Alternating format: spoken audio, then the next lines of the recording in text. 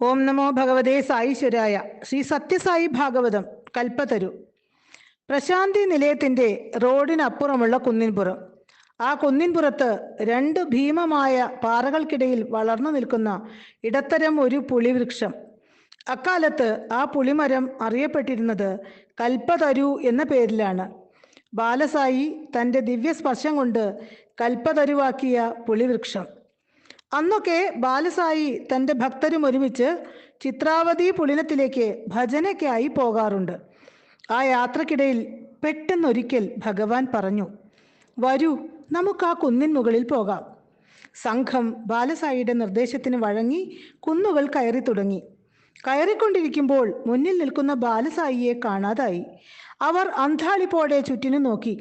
ഭക്തസംഘത്തിലുള്ളവർ പരിഭ്രാന്തിയോടെ തിരക്കുമ്പോൾ കുന്നിൻ മുകളിൽ നിന്ന് മണിനാദം പോലെ ഭഗവത് ശബ്ദം ഉയർന്നു.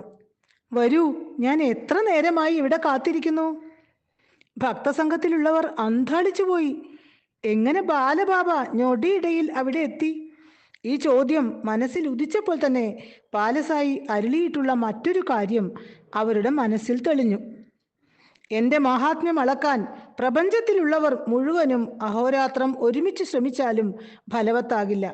ആ സമയം കൊണ്ട് എന്നിൽ നിന്ന് പ്രേമവും ആനന്ദവും സ്വീകരിച്ച് ജീവിതം ധന്യമാക്കൂ. ഒടുവിൽ പണിപ്പെട്ട് ഭക്തന്മാർ കുന്നിൻ മുകളിലെത്തി.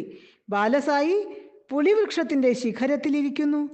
വൃക്ഷത്തിനു കീഴിൽ അത്ഭുതം കൂറി നിൽക്കുന്ന ഭക്തരോട് ഭഗവാൻ പ്രേമപൂർവം തിരക്കി, എന്ത് വേണം? അവരുടെ ഉത്തരത്തിന് കാത്തു നിൽക്കാതെ തന്നെ സായി പുളിവൃക്ഷത്തിൽ നിന്ന് എന്തോ പറിക്കുന്നത് പോലെ കാണിച്ച് താഴേക്ക് എറിയുകയായി. ഒരു ഭക്തൻ അത് ചാടിപ്പിടിച്ചു.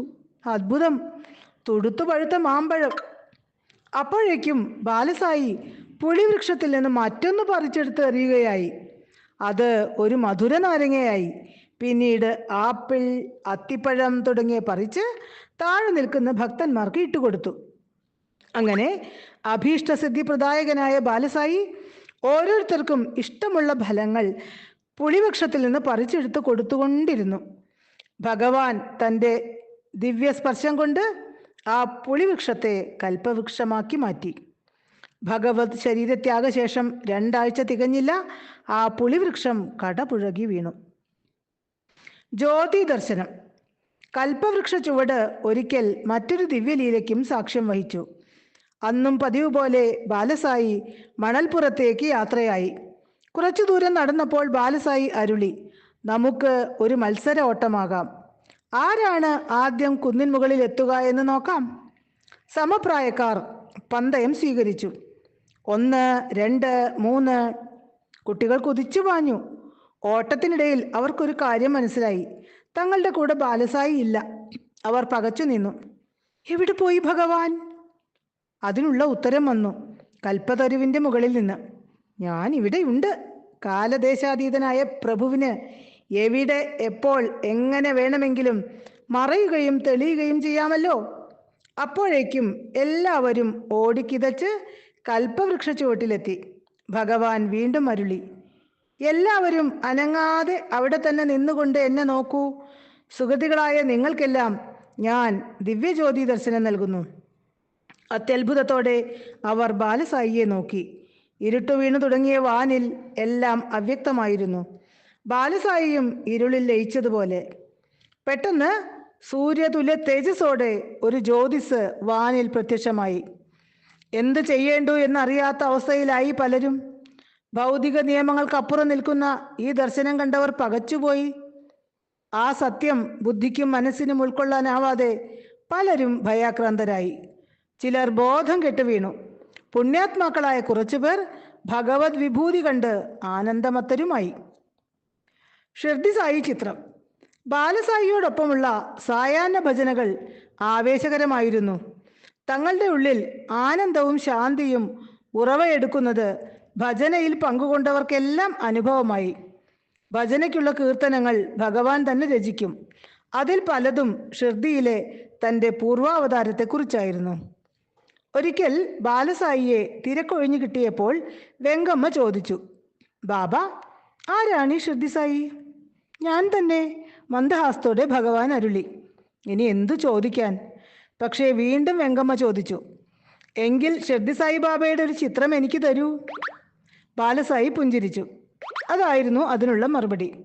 വെങ്കമ്മ ഈ പ്രാവശ്യം പലവട്ടം ആവർത്തിച്ചു. ഒരു ദിവസം വിഭു അരുളി, വ്യാഴാഴ്ച ചിത്രം നൽകാം. വെങ്കമ്മ അതീവ സന്തുഷ്ടയായി. കാരണം ബാബയുടെ നാവിൽ നിന്ന് എന്തെങ്കിലും വാക്ക് വീണാൽ അത് നടന്നിരിക്കും. ഒരുപക്ഷെ അതിൻ്റെ കാലാവധി നമ്മുടെ കണക്കുകൂട്ടലുകളിൽ ഒതുങ്ങിയെന്ന് വരില്ല. ചിത്രം കിട്ടുമെന്നും അത് വ്യാഴാഴ്ചയായിരിക്കുമെന്നും ഉറപ്പായി കഴിഞ്ഞു.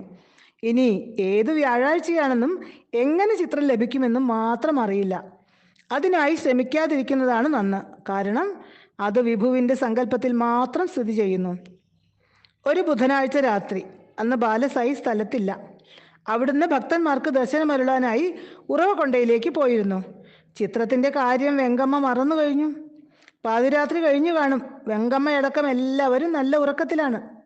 അമ്മേ, അമ്മേ, പതിഞ്ഞ സ്വരത്തിൽ ആരോ വിളിക്കുന്നു. ആരും തന്നെ ആ ശബ്ദം കേട്ടില്ല. കാരണം വെങ്കമ്മയ്ക്കുള്ളതായിരുന്നു ആ സന്ദേശം.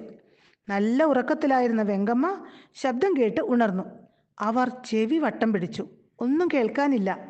ഉറക്കത്തിൽ തോന്നിയതാവുമെന്ന് കരുതി വീണ്ടും കിടന്നു. മുറിയുടെ മൂലയിലിരിക്കുന്ന രാഗി നിറച്ച ചാക്കിൽ എന്തോ ഉരയുന്ന ശബ്ദം. അത് വ്യക്തമായി കേൾക്കാം. എലിയോ പാമ്പോ ചാക്കിലൂടെ പോകുന്നതാണോ? വെങ്കമ്മയ്ക്ക് അങ്ങനെ തോന്നി. അവർ പിടഞ്ഞെഴുന്നേറ്റു. ഉടൻ വിളക്കു കൊളുത്തി. വിളക്കിൻ്റെ മങ്ങിയ പ്രകാശം മുന്നിലേക്ക് നീട്ടി അവർ ചാക്ക് വെച്ചിരിക്കുന്ന ഭാഗത്തേക്ക് നോക്കി. ചാക്കിന് മുകളിൽ തൻ്റെ നേർക്ക് എന്ന വണ്ണം എന്തോ ഇരിക്കുന്നു. എലിയും പാമ്പുമല്ലെന്ന് ഉറപ്പു വന്നതോടെ വെങ്കമ്മ വിളക്കുമായി അങ്ങോട്ട് ചെന്നു. ചുരുട്ടിയ ഒരു കടലാസ്. വെങ്കമ്മ സംശയത്തോടെ കടലാസ് നിവർത്തി നോക്കി. ഷിർദി സായിബാബയുടെ ജീവൻ തുടിക്കുന്ന ചിത്രം.